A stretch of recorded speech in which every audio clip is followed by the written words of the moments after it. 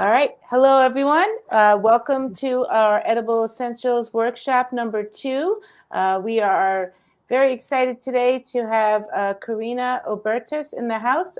She is a food photographer, and we are going to do some interviewing today and be able to learn a little bit more about her journey into food photography and being an artist. And so my name is Donna Guerin. I'm founder of Global Lighthouse Studios. We connect teachers and students around the world through the lens of music and the arts. And I am joined today by my co-host, Dan Roeder. So Dan, if you want to go ahead and introduce yourself. Hi, I'm Dan, and I'm the Chief Academic Officer for the David Z Foundation, and we transform lives through the magic of music. And I'm so excited to be here, even though I'm going to be here maybe just briefly. That's okay. Brief is fine. I was telling Corina that you are the master of all that is live stream, and so we're happy to Oh, have that's a you, big title. That's a big title. even just for a brief time. So, Corina, if you want to go ahead and just introduce yourself and tell us where you're from and a little about yourself. Yes, my name is Corina Daniela Obertas. I'm known as the food master. I am based in Italy, in Rome. I'm not Italian of origin. I am born in Romania on the Black Sea coast, but I came in Italy in 2003, and I have double citizenship, Italian and Romanian. So I work as food photographer. This is my base job. Since 2021, I'm also in NFTs as multidisciplinary artist. And I don't know with what should I start. I wasn't a food photographer. My life it's completely changed 20 years before, when I entered in photography. I was a real estater. I did real estate all my life from the third year of university. I have a degree in accounting and business management. And then I made my real estate agency in Romania, in Bucharest. And then I came to Rome and I did the same thing till 2012. In 2012, I closed, but I started with photography a little bit before, in 2008. I was starting because the photography was my passion since when I was child. My father introduced me to this amazing, let's say, hobby, because it was a hobby initially. He teach me. I think I was 4 years old when I first entered with him in the dark room and learned to photograph him. I put here his old camera. I have this camera. Look at this. Oh, wow. My father's old camera. It's practically I was born with this camera. Is the first camera I saw. Is the camera I learned to photograph with this camera, and I have it now also, and it's working. So I was a hobby photographer for all my life practically. And when the crisis came and I couldn't make any more real estate, I took a sabbatic year, and I was thinking, what can I do? If I have to change, what can I do? And I started to make photography again, practically easily, step by step, passing through from a hobby to stock photography. I started to shoot for stock agencies. And then slowly, I saw that I like food photography, and I decided to become a food photographer. and I started to prepare myself with online. Of course, I am a self-taught photographer. I'm not let's say I don't have any school of photography or any special preparation in arts. I prepare myself online with photography schools like Carl Taylor and Photigi in United States. And I learned by doing. I learned by myself everything. I opened my company, and I work now are more than 15 years since when I work as food photographer with a lot of restaurants here in Rome, brands and other food industry, activities.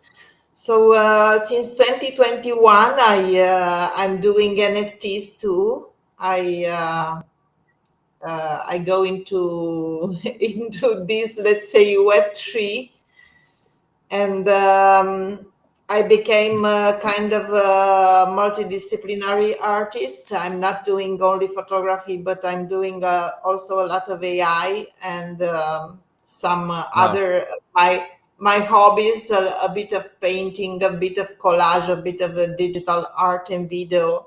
Let's say I'm trying to mix everything. Recently, I'm applying AI in my photography, in my food photography work. I have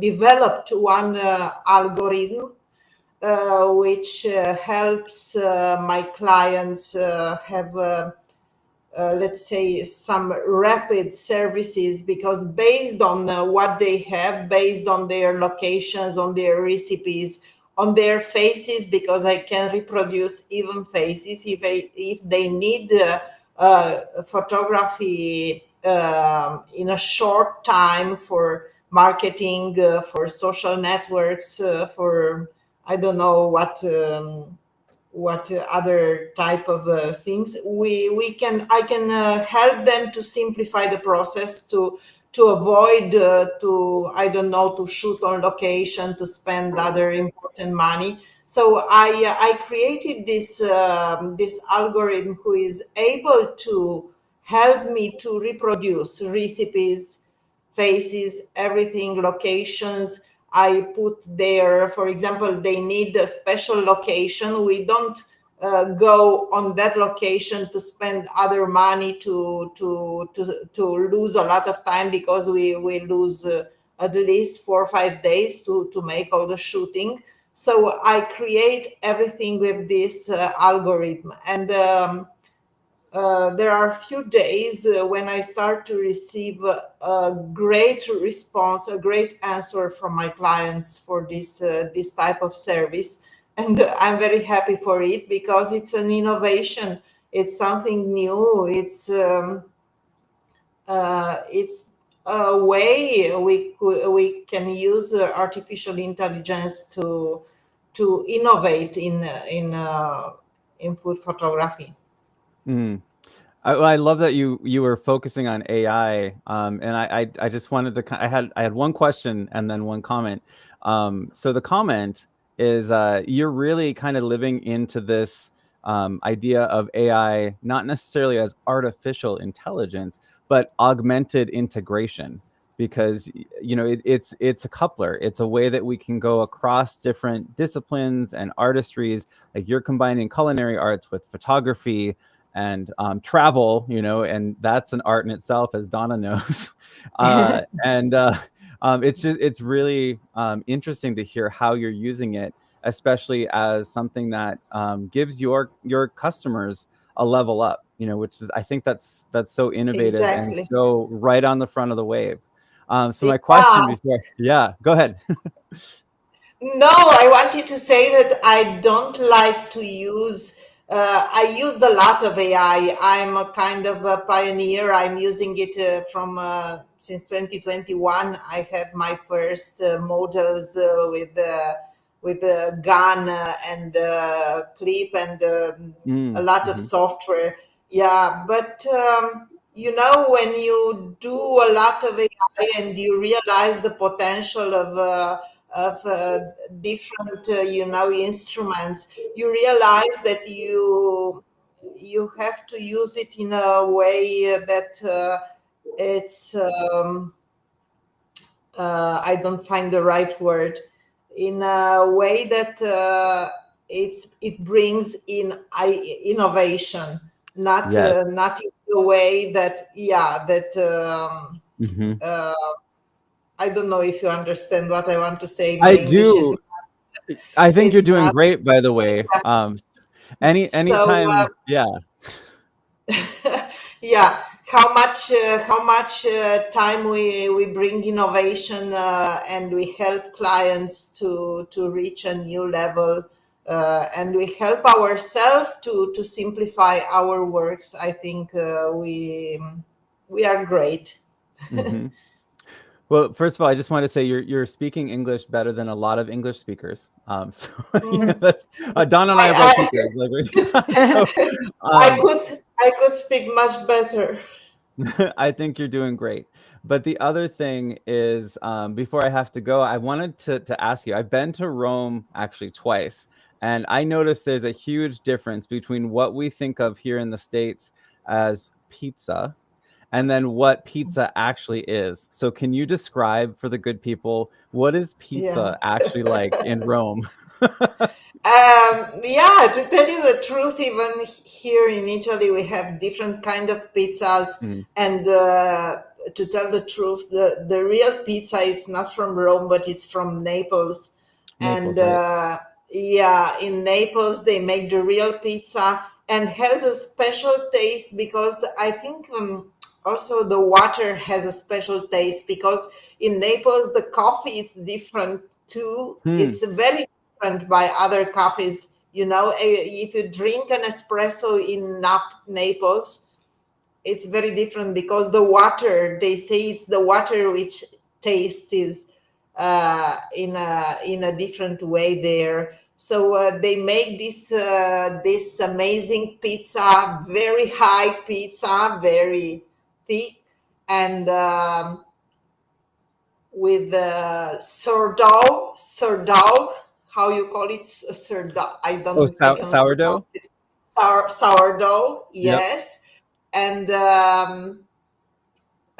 it's a very special pizza. So they have the base pizza is pizza margherita, and hmm it's a pizza with tomato and mozzarella, and hmm is unique. You can eat it only in Naples, and in Naples they hate the very thin pizza like they do in Rome. In Rome they love the very thin pizza, so Yep. they call it Oh, pinza, interesting.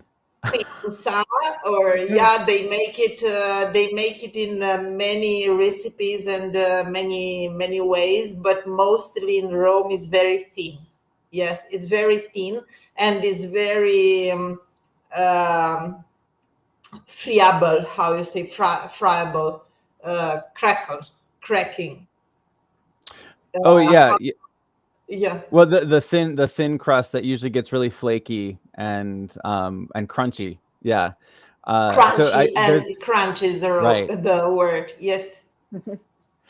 Yeah, there's a couple really interesting. You got a lot of love in the comments right now about pizza and Italian food. So, um, yeah, I wish I could stay on this whole live stream, but I've got to actually start another live stream in about 10 minutes, so I'm gonna have to jet Oh, soon. But yeah, I I'm just sorry. yeah, I just wanted to say it's such a wonderful delight actually getting to chat with you. I've heard you, I believe, on the artists on the chain on the Saturday Spaces, right, on X. I've Yes. heard you speak before, and it always I'm usually running at the time, and then it makes me extra hungry because then you're I showcasing just your beautiful photography. I just love to speak better English to make me understand better, because it's very hard for me to write everything in my mother's language or in Italian and then translate. It's not a great thing. I'm doing my best, but I don't know. I'm not able. Maybe it's the age. I mean, just like your photography, you're vibrant. And Linda even said it in the comments as well. The comment that she made and Donna put it on the screen. Such movement in many photographs, such vibrancy, and I think that's a really Yeah. good descriptive word for you and your work. I can share, if you want, I can share my screen to show you some photos. Yeah, that would be wonderful. Let me see how I can do this. Yes, if you click on the little share screen on the bottom, it's a little like computer screen with an arrow. Yes. Mm-hmm. I can share my, okay, Lightroom. Share. Okay, can you hear? Can you see? I heard the bloop, I think but you have to click it on. You just have to toggle it on your side, Donna. Oh, okay. Yeah, it's like a whole new guest has arrived in the studio. Yes, which is so weird because I heard the bloop, but I don't see it, on the right-hand side. Dan, yeah, if you click on the little people icon.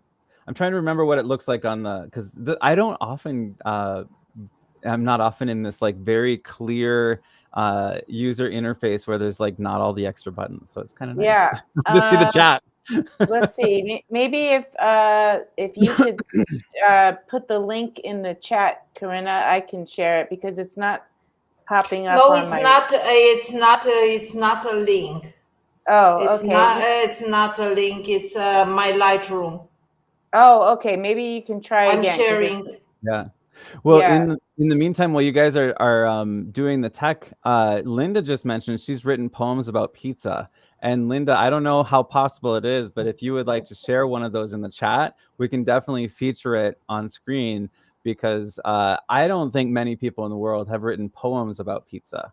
Maybe I'm wrong, but it sounds like a pretty amazing pairing of poetry and pizza. That should be a whole restaurant, actually. Oh yes, let's yeah, poetry, Linda, photos, if you want pizza. to share your poem about pizza, that would be amazing. Not sure why it's not showing up. I don't know.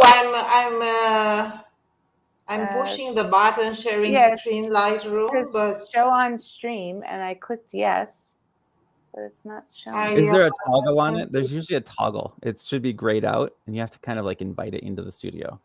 Yeah, I know exactly what you're talking about, Dan, but it's not showing it for some random reason. Very strange. Let's see. No. I share again. There it is. There it is. Oh, now you have it. Yeah. Yeah, because I was sharing window. So can you see me now? No, I did, but now it went away. So can you try it one more time? Thank you, everyone, for your patience. I love technology. It's just so fun. Yeah, technology when you want to use it. So I will share the screen. No. Yes. Yeah. So, Corina, you just have to keep sharing, and then Donna can turn it on and off on her end. So as long as you're just sharing your screen, you should only have to hit the button once, and then it can come in and out. I'm excited. Okay, perfect. I'm excited to see your photography because I know food photography in particular is not an easy type of photography because there's so many different things with like tricks and being able. Oh, there we go. Okay. Yes, wonderful. We can see it now. Okay, I will share you some. Thanks, Dan. Yeah, no problem. This was lovely. Okay. Bye. Okay, beautiful work. Can you see it well? Yes, we can see it. It's beautiful. Okay, I will take you a slideshow This is a Christmas photo. I took it for some clients. As you see, it's this specific Italian cheese called pecorino. It's a pecorino from North Italy, a special pecorino. Yes, If you I have love questions, pecorino cheese. yeah. This is Parmesan cheese with basil. I'm gonna have to go get myself a pizza here afterwards after this show. Yeah, I love Italian food. I came to Rome for the love of Rome. I wanted to live in Rome, and I love Italian food. So I am a pretty good cooker. I'm not cooking. This I think it doesn't have to be here. I'm not cooking since a while because with my food photography, I became very fat. So now I shoot exclusively for clients, and I try to avoid to make personal projects because I have these problems. Then I eat too much. So I guess what is the most difficult picture you ever took, or what is the most difficult food or most challenging? Yeah, I have one which is my unique photo minted on Bitcoin. It's one of the earlier inscriptions. Is this one? Can you see it? Oh, yes. So can you tell us a This little is about a that? this is a high speed photography of a piece of bread. Um, I cooked the bread and I was alone. I didn't have any assistant to help me, and it was very difficult to take it because with one hand I had to keep the bread, um, and with the other hand I had to pour the flour, and in the same time I had three flashes, studio flashes, professional flashes around me, and they were communicating with the camera by um, a Myops trigger with laser. So when the flower was hitting the laser ray, the camera and the flashes were triggering, and it was pretty difficult to take a good shot. I shoot about 200, 215, 250, I don't remember now, photographs, and then I choose the perfect one because it's not easy to synchronize, everything in order to get exactly what you imagine. This is a problem in food photography. This is a very ordinary problem. Is not a way to do the things. It's I think each photographer has his own ways to methods to shoot things. Yeah, the general methods are the same, but I think each one is building own way to shoot. I'm shooting a lot in remote with the software. I use or the software of the camera or the Capture One Pro. I use Capture One a lot, um, and I use a big screen. I use to connect my camera to a big screen, and I'm seeing in real time what I'm shooting and how my set is developing. And I am able to zoom inside the things to see very clear my focus point and to be sure that I'm shooting, in the right way. That I'm able to see um, the light, the colors, everything in real time. So this is helping me a lot.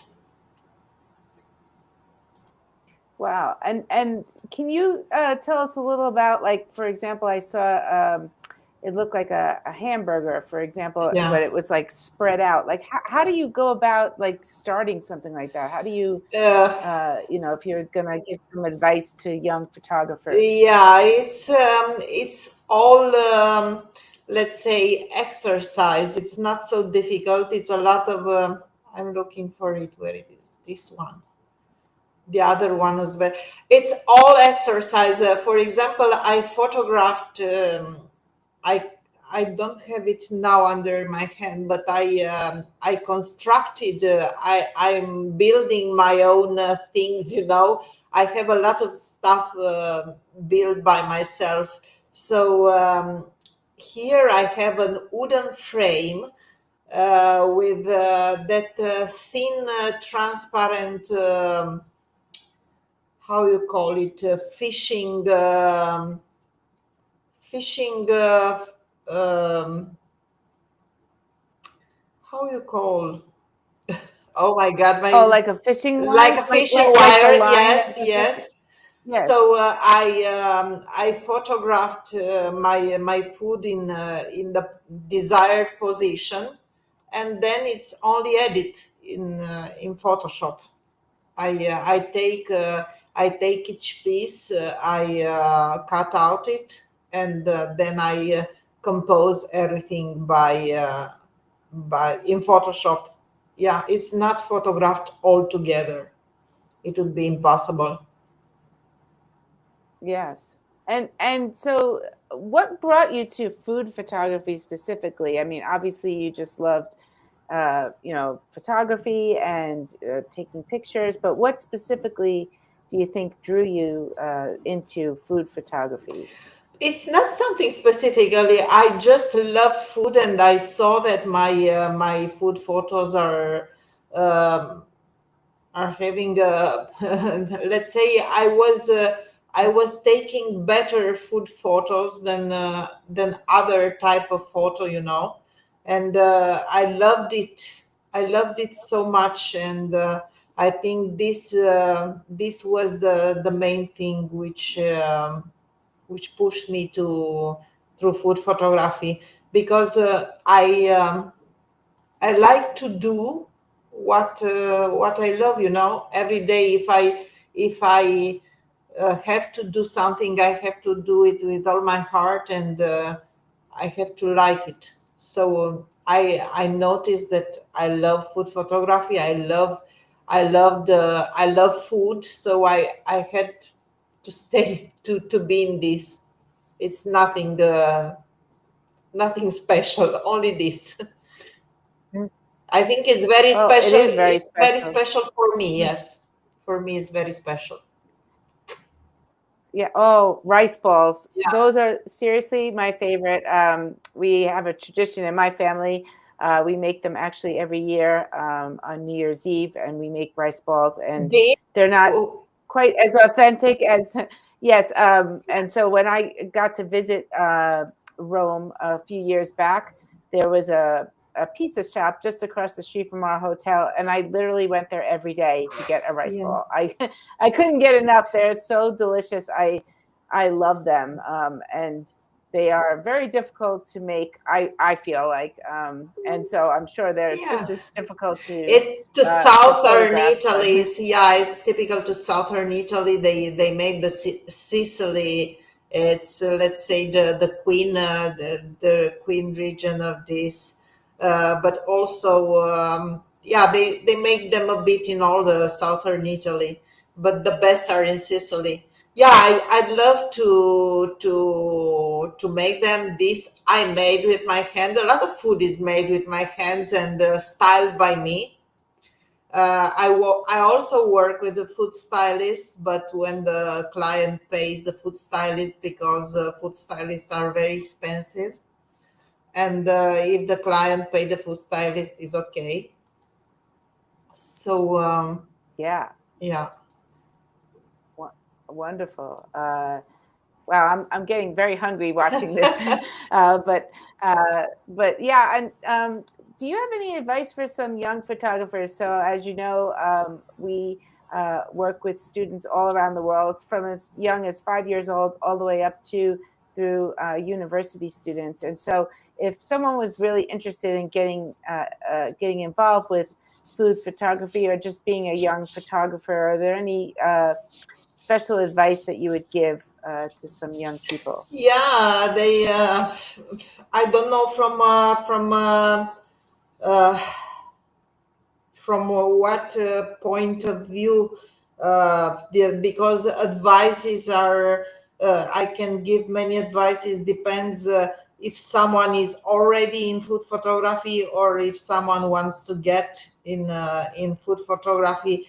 But I think what is the most important, it's the storytelling.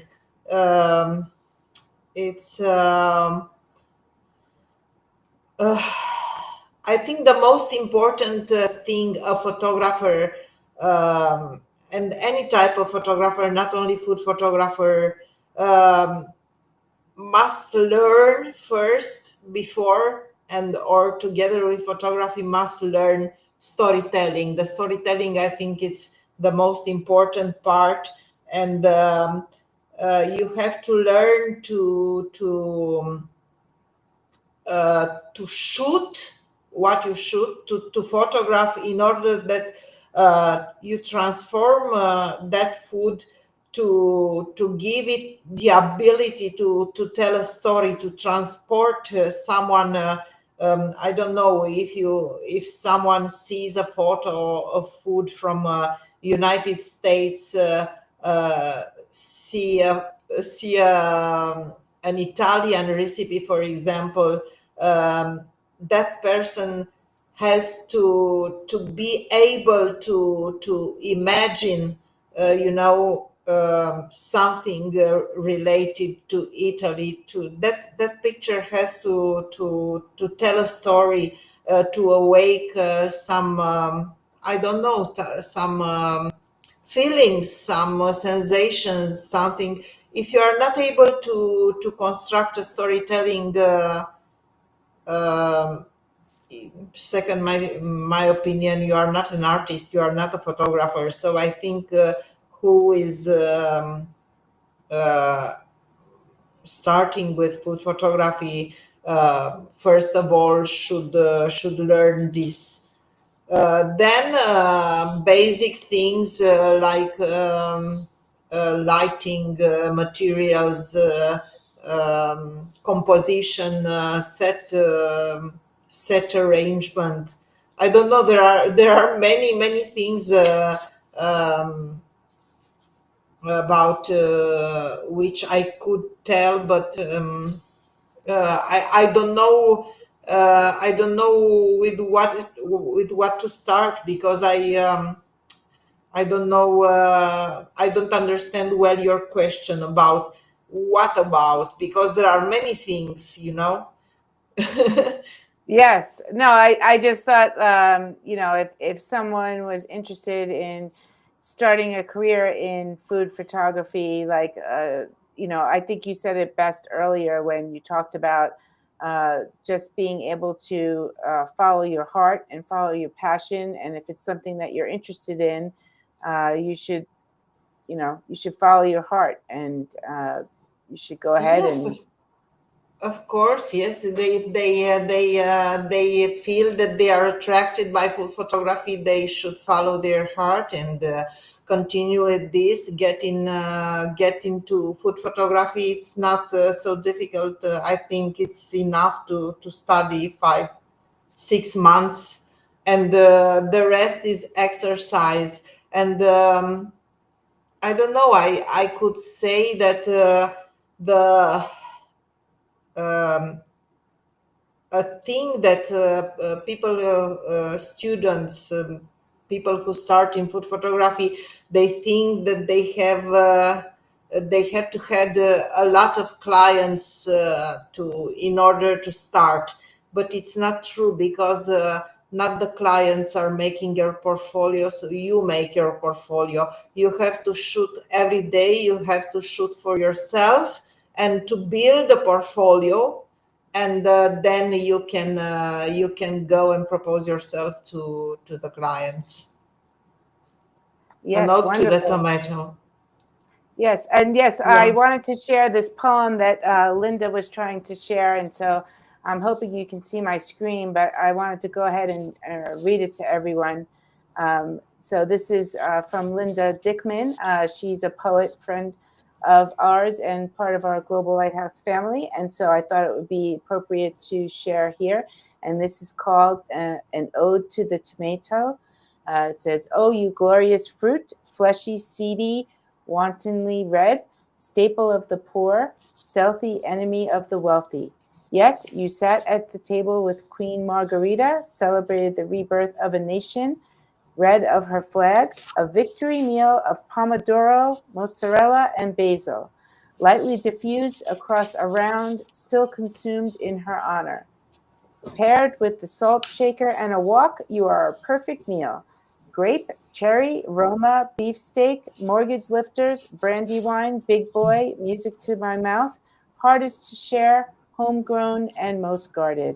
The sauce of Thursday nights, the seed of family legend, the aroma rushing from a cauldron, stirred with a 2x4, served with amore." By Linda Trott Dickman. And so I just wanted to share that with all of you because I know that Linda was trying to share her poem and we had some technical difficulties, but I just wanted to go ahead and share that. I just love Linda's poetry about about food. Oh, Daniel. Tan's back. Yeah. Yeah. You know, the funny thing about food photography is that it's a kind of strange profession when you really think about it, because uh, there's I was speaking before, there's no a single way to do it. There is not a fixed method that works every time. Every shoot is different. Every subject requires a different approach, and the only way to really understand it's to truly try, shoot every day, and grasp what works and what doesn't. I used to have a notebook where I write every day my experience. This is working. This is not working. And I saw that many photographers have this. Um, it's um, it's not like how to explain.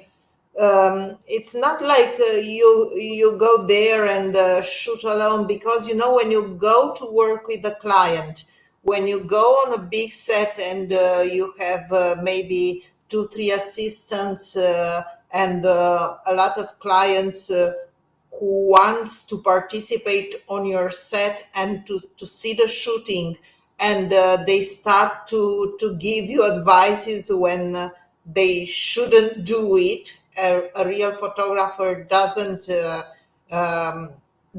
allow that the client comes on the set and start to give to say, I want this and I want that, and you have to do this and you have to do that. Because if you engage me, if you engage me to shoot for you, you have to trust that I will provide you, the right thing. Because we speak before, I explain you what I'm doing, I show you how I'm doing, and you have to let me to do my way and finish. And after I finish, if you don't like, you can say something or we can review You can tell me what you like, what you don't like, what you want more. But I don't accept this thing that the client will come on my set and will start to to say me, you have to do this and you have to do that. But I think this is a mistake many uh, people who start with photography they are making, because the clients can really destabilize how it's they can really destroy um, what you have in destroy your idea, destroy all your work. It's very dangerous. So yeah, this is also an advice for who is starting with with any kind of photography, not only with food photography. Don't accept your clients, or if they want to watch, it's okay, but they have only watch. I love it. Yes. So, I mean, again, it goes back to that artistic piece, which is, allowing the artist to be the storyteller, and just to follow your passions, whether it's food, whether it's Exactly. nature, whatever it is that moves you. Is just being able to, share your passion with the Yeah, world and being able to tell stories. That's really the true meaning to me of being an artist. So thank you so yeah. much It's for being here today. I really appreciate your time. And if there's any final closing thoughts you wanted to say, just wanted to make sure that we oh, are I respectful. can. I don't know, because I was.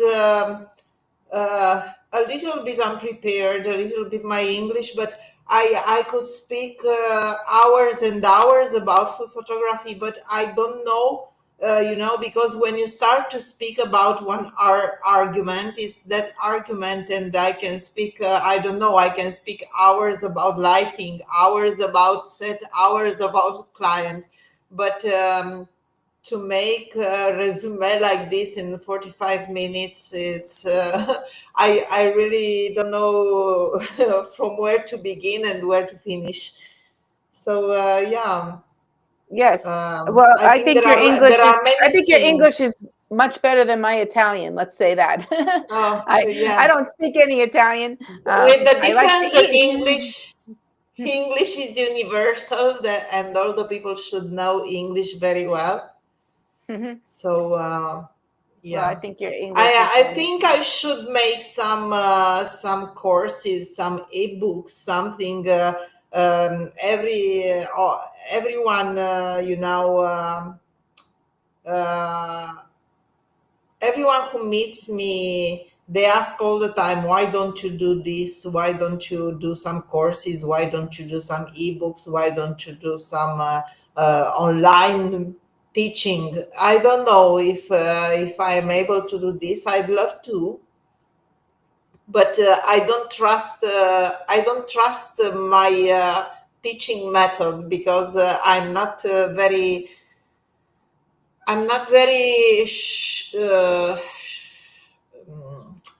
confident in my English, my English language. Well, I think you did a wonderful job. We very much appreciate you being here today and being a guest of our show and being a part of the Global Lighthouse Studios family. So thank you so much. And to all our young photographers out there, you can follow Corina on X, and she's across all social media. Her photography is wonderful, and we look forward to having you on a future show. So thank you so much for being here today. Thank you so much. It was a pleasure. All right. Thank you, Thank you. everyone.